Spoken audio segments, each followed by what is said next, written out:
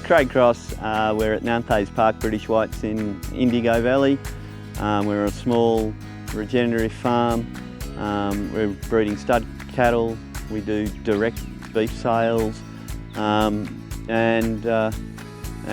hardwood timbers as well as part of our agroforestry. We moved here in 2010 with a bit of a farm plan. We got burnt out pretty much completely in 2015, the Barney fires of 15. So at that point we kind of said, well, we've kind of got a clean slate, literally. We'll do the whole farm plan at once. So we've divided the place up. There's 30 separate paddocks. All the tree belts have been put in for agroforestry, and we've got reticulated troughs all throughout, so I can create paddocks effectively, electric paddocks, as I need and as the grass allows me to. And so we move the cattle every couple of days, depending on the need. They've got so used to it now, they just stand there in the afternoon and wait for me to open up the gate and they move into the next paddock. I used to just use NutriSoil in autumn and in spring, but now I'm kind of using it almost like a tonic. So after the cattle have grazed the paddock, I've got to go and move them anyway. Just hitch the trailer up, put the NutriSoil in. It's really easy, really quick. I'll let them through to the next paddock. I'll spray the paddock with some NutriSoil and then it's all done. I'm just trying to increase that grass growth, you know, give it a real kick along, so it gets ready for the next grazing. Some of the benefits I've seen, the ease of application is obviously huge. I'm trying to add soil biology. We don't generally spray here. I do use lime, I do use a bit of rock phosphate, but then I use the NutriSoil to really enhance the pasture growth because it's relatively inexpensive from and per application base. The fact that it's biological, you know, really appeals to me.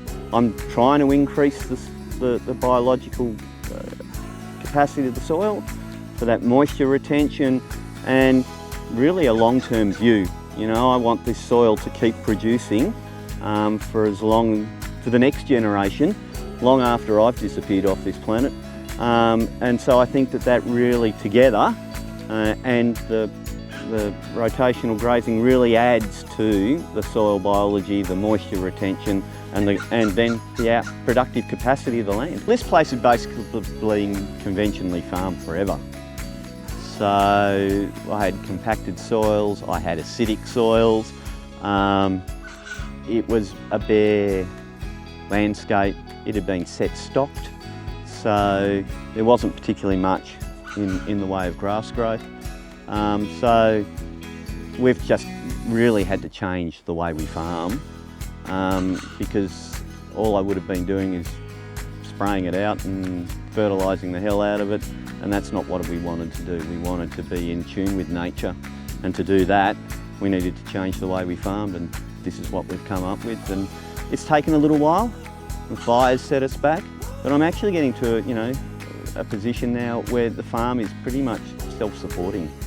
It doesn't require a great deal of inputs, and we can just produce a low-cost, low-emissions product. Most of the change, I think, the soil softness is the key thing.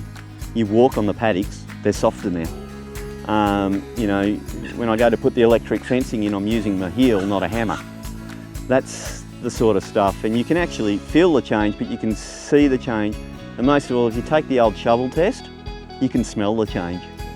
And so you can just see the biology, you can see the dung beetles at work, you can see all of those things that are really making a change to the biology of the soil. In the end, the soil feeds the grass feeds the cattle. So when I change the composition of the soil, I'm changing the nutrients and composition of the grass, which then provides the cattle with all that they need. I'd just say give it a crack. Set aside a paddock and use it, and then see how it goes. But also take a bit of a long-term view. You know, you won't get, it's not like putting single super out and all of a sudden you get a massive burst of growth. you've got to take a long-term view, and so use it regularly, and then see how it responds.